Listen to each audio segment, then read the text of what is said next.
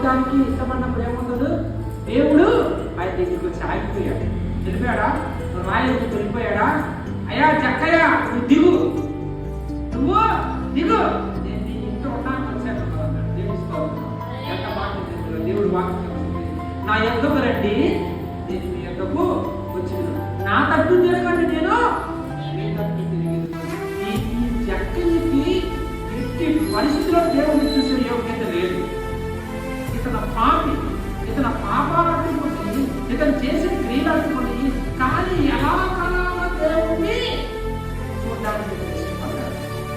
ఎలాగైనా సరే ప్రభువును చూడాలి అన్న సంకల్పం ఉంటుందో, ఎప్పుడైతే ప్రభువును చూడాలని సంకల్పం ఉంటుందో అప్పుడు ప్రభు మనతో ఉంటాడు. ఈ మారు మనసు అనేది